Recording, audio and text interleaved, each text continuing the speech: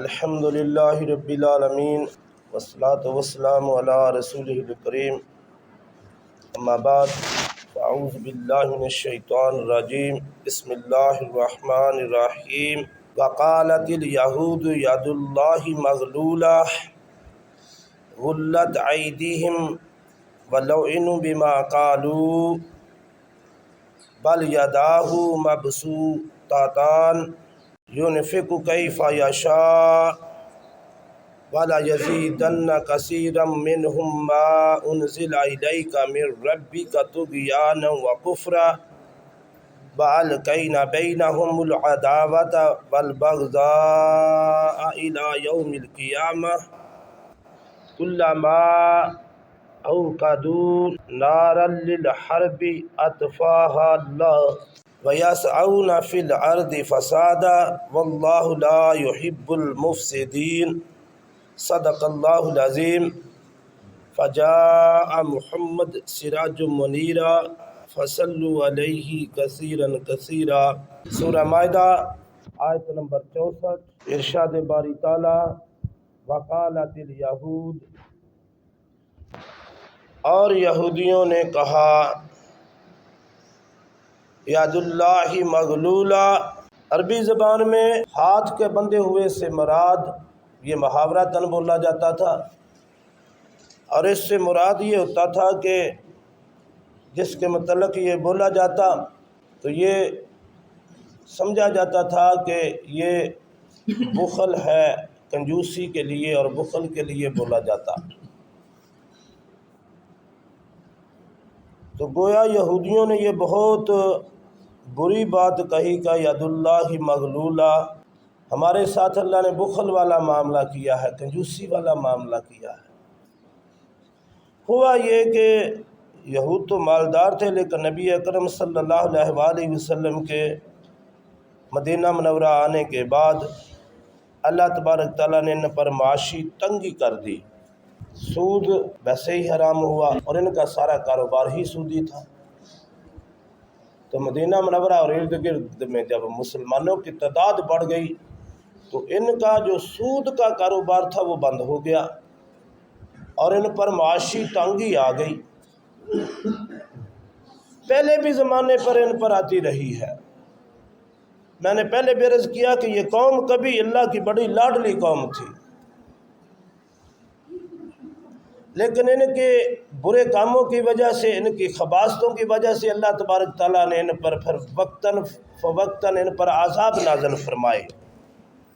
جب ان پر تنگی آئی، معاشی حالات کی تنگی آئی، مالی طور پر تنگی آئی، تو پھر انہوں نے یہ بکواس کی کہ ید اللہ مغلولہ، اللہ نے ہم پر ہاتھ کھینچ لیا ہے، اللہ نے ہمارے ساتھ بخل والا معاملہ کیا ہے، کنجوسی والا معاملہ کیا ہے۔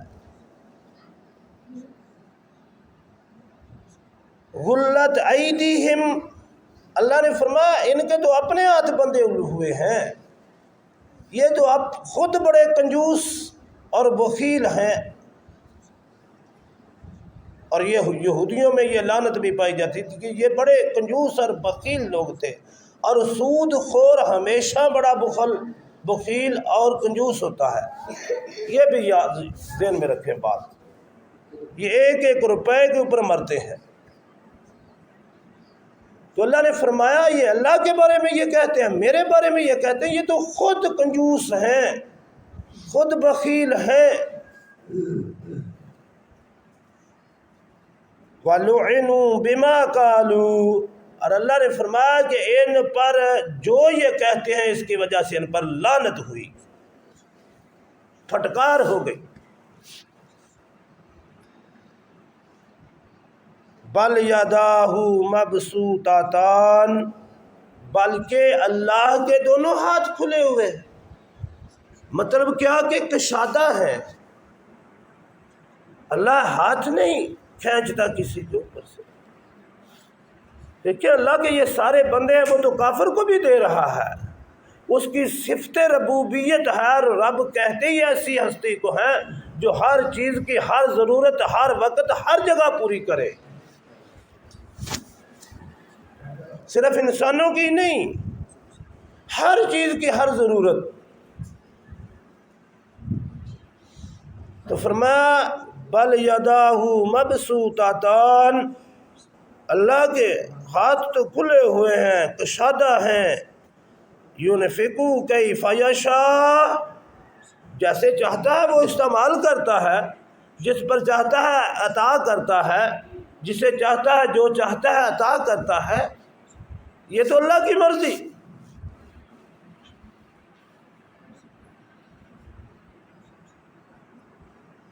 وَلَا يَزِيدَنَّ كَثِيرًا مِّنْهُمْ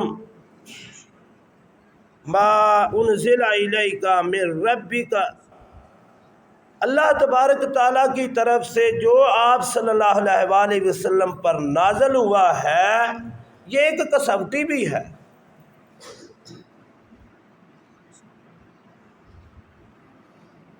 اس نازل ہونے کی وجہ سے ان میں سے جو اکثر ہیں وَلَا يَزِيدَنَّ كَثِيرًا مِّنْهُمْ، ان میں اضافہ کر دے گا. کس چیز میں؟ طغیان و کفرا، ان کی سرکشی اور کفر میں. یعنی جو آپ صلی اللہ علیہ وآلہ وسلم پر اللہ تبارک تعالیٰ نے نازل فرمایا ہے، اس کے بعد یہ ایسی کسوٹی ہے کہ یہ ان کی سرکشی اور کفر کو واضح کر دے گا. ان کے کفر اور سرکشی سے پردہ چاک ہو جائے گا، واضح ہو جائے گی ان کا کفر اور ان کی سرکشی. ترجمہ تو اس کا یہ بنتا ہے نا لا یزیدن، کہ ان کے کفر اور سرکشی میں اضافہ ہو جائے گا. مطلب یہی ہے کہ ان کی کفر اور ان کی جو سرکشی ہے یہ نکھر کے سامنے آ جائے گی.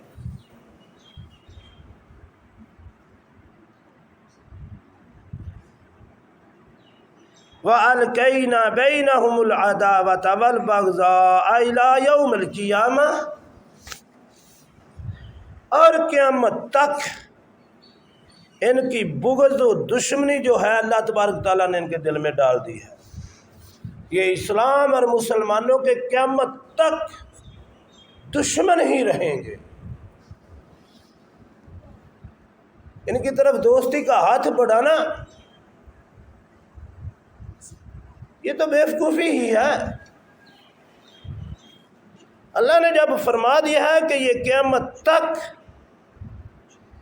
ان کی دشمنی، ان کا بغض قیامت تک ان کے دلوں میں رہے گا، یعنی ختم ہونے والا. جب تک گویا یہ جب تک رہیں گے اسلام اور مسلمانوں کا بغض اور دشمنی ان کے دلوں میں رہے گی. ان سے بچ کے رہنا ہے، آنکھیں کھول کے رکھنی ہے، دماغ کو حاضر ناظر رکھنا ہے.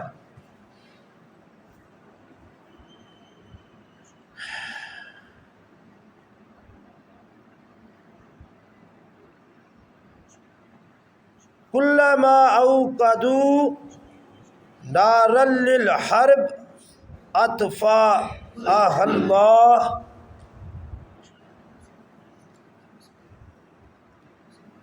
یہ لوگ جب بھی جنگ کی، لڑائی کی آگ جلائیں گے، سلگائیں گے،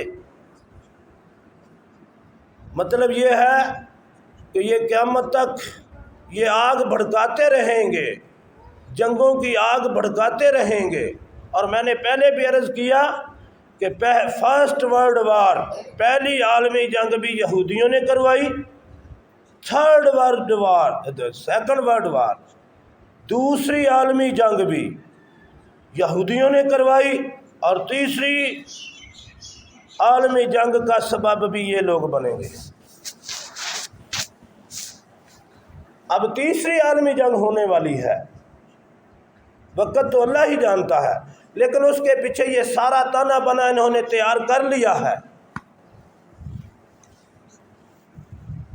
اللہ نے تو قرآن پاک میں 1400 سال پہلے فرما دیا تھا. یہ آج تو نازل نہیں ہوئی. یہ تو 1400 سال پہلے اللہ نے فرما دیا کہ یہ قیامت تک دشمنی اور بغض ان کے دلوں میں رہے گا، اور یہ ملکوں میں زمین پر یہ جنگ کی آگ بھڑکاتے رہیں گے۔ وَيَسْعَوْنَ فِي الْأَرْضِ فَسَادًا، اور ملکوں میں اور زمین پر یہ فساد برپا کرتے رہیں گے۔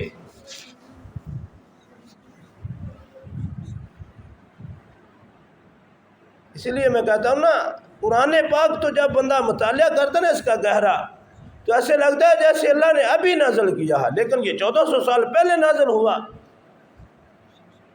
لیکن حالات کو یہ ایسے بیان کرتا ہے گویا یہ ابھی تازہ تازہ نازل ہوا ہے۔ یہ ساری چیزیں اللہ نے پہلے بتا دی، اور اللہ نے فرمایا وَاللَّهُ لَا يُحِبُّ الْمُفْسِدِينَ۔ یہ کہتے تھے نا کہ ہم اللہ کے بڑے لاڈلے ہیں،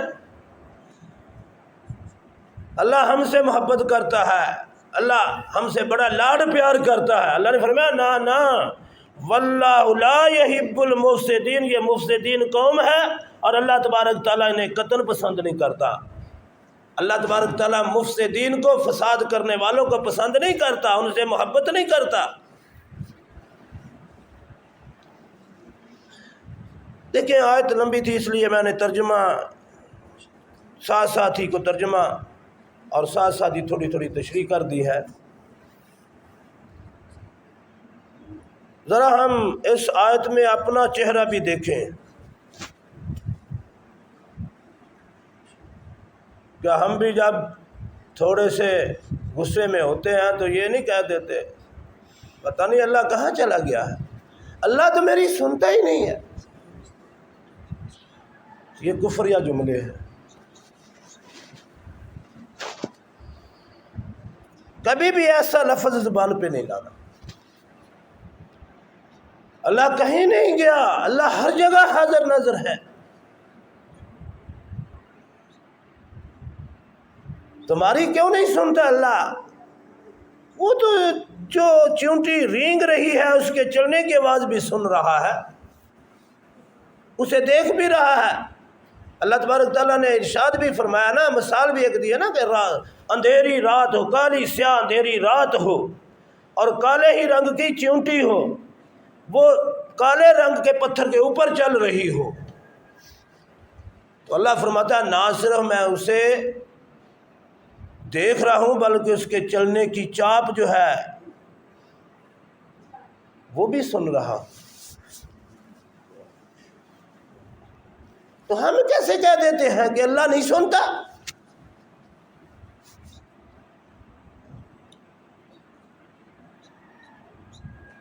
ٹھیک ہے یہ یہودیوں کے بارے میں نازل ہوئی ہے، لیکن ہم بھی اس آیت کے آئینے میں اپنا چہرہ تو دیکھیں، ہم اپنے آپ کو بھی تو پرکھیں،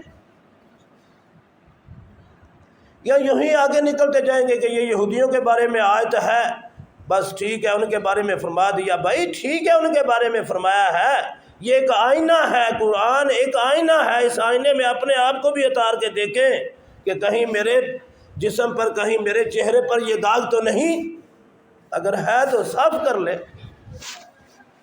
مجھے بھی، آپ کو بھی، ہم سب کو دیکھنا چاہیے۔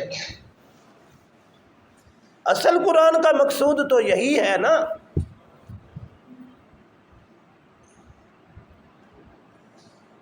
تو جو برائیاں اللہ رب العالمین نے پہلی قوموں کی بیان کی ہیں، ہم وہ پڑھ کے ایسے گزر جائیں کہ وہ پہلی قوموں میں تھی۔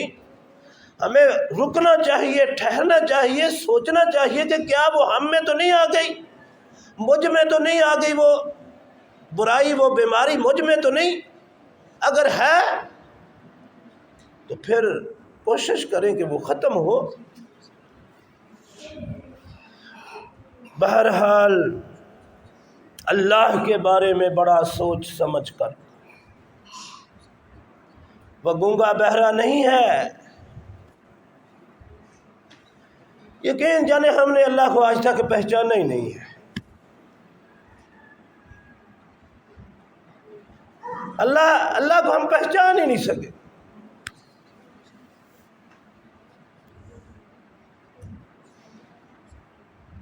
اللہ ہمیں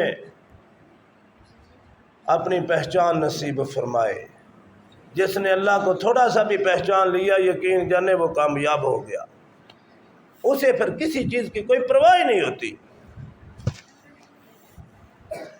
وہ اللہ کے ہر کام پر راضی ہو جاتا ہے، وہ پھر اپنے نفع نقصان کو نہیں دیکھتا، وہ اللہ کی رضا اور ناراضگی کو دیکھتا ہے۔ وہ نقصان بھی ہو جائے تو پھر بھی کہتا ہے میرے اللہ کو اگر یہی اللہ میرا اسی بات میں خوش ہے تو میں بھی اسی بات میں خوش ہوں۔